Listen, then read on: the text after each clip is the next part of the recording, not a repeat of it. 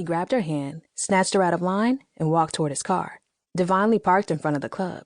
Smiling the entire time, Carlie never protested. After moments of small talk, Devon assured her that his woman would never have to stand in line at any club in the Washington metropolitan area. Carlie saw his domineering nature as a turn-on, not to mention she'd always been a sucker for a bald head. The gun buried in his waist only added to the excitement when her new roughneck nearly suffocated her with a bear hug. A knock at the door interrupted Carlie's thoughts. The dark-skinned female doctor could be seen from the slight opening in her left eye. While straining to focus on the other bodies behind the door, a lump formed in Carlie's throat. "I'll come back after your visit, Miss Stewart," said the doctor. "Okay," Carlie mumbled between the stitches in the side of her mouth. Well-dressed, standing 6'3" from the ground, Carlie's father, Ricky Stewart, stood at the foot of the bed. Battered and speechless, her heart stopped. Peering over his sunglasses, Ricky studied his baby girl's entire body like a coroner conducting an autopsy. His puckered brow demonstrated evidence of disapproval. Never saying one word, he slowly scanned the left side of the bed. Ricky gently lifted the hospital blanket to witness the damage beneath. Although embarrassed, Carlie felt protected. She knew if her dad had things his way, she'd be locked in a bubble by now. She always wondered why there were so many do's and don'ts in life, other than wanting to keep her away from harm. At one point, Ricky could barely hold down a relationship due to his infatuation with Carlie. Fortunately for her, after she went off to college, Ricky loosened up on the reins a little. Carlie watched her father guard her like the Secret Service. He had an air about him that resembled a black Tony Montana.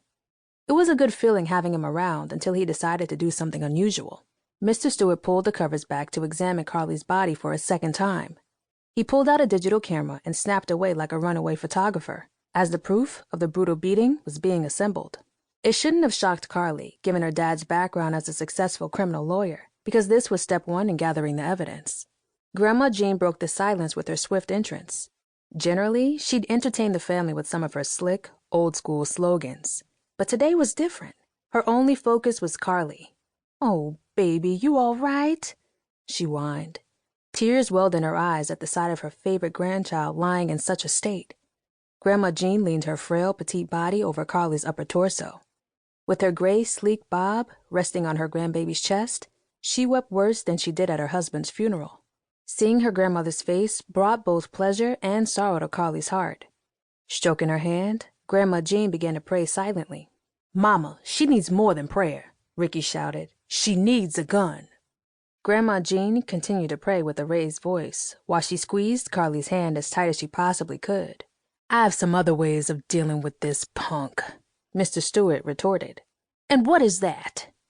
Grandma Jean asked defiantly, as she thought back to the unruly life her son once led. "You'll see," Ricky said. "All I need is for you to backtrack and get yourself into some mess. You need drama like you need a damn hole in your head." "No! This is what Carlie wants," Ricky yelled as he stared into Carlie's face. "Isn't it?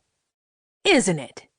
Tears streaming down the side of Carlie's cheek halted Mr. Stewart's words. He was now gazing into his daughter's brown eyes. It was almost as if he had forgotten about the situation at hand and just realized how beautiful his child was. Even with bumps, bruises, and bandages, Carlie was still gorgeous. Her jet-black hair reminded him of his late wife, Catherine. In deep reflection, he thought about the resemblances of his two favorite girls. Carlie had taken on her mother's model figure, form-filled hips, and baby doll face, but possessed her father's Caribbean complexion. Undoubtedly, Carlie had her dad wrapped around her finger. Grandma Jean shook her head in disgust. "We might as well be living in the jungle with the goddamn animals," she mumbled. Turning to Carlie, she spoke with concern. "What a way to start your summer break," she said as she placed her hand on her hips. "Carlie, listen to me, and listen good," Ricky ordered, rubbing her hair. "I love you, but you're gonna have to start loving yourself." "I do," Carlie said, mumbling each word. "This is it. I'm not leaving this up to you this time. You are going to press charges, and you will get a restraining order. Also," the ringing of the phone brought silence to the room. "Hello?" Mrs. Stewart said. "Hello? Hello?" Dad glanced at Carlie, mesmerized by his daughter's long eyelashes. Slamming the phone down, he continued. "Don't accept any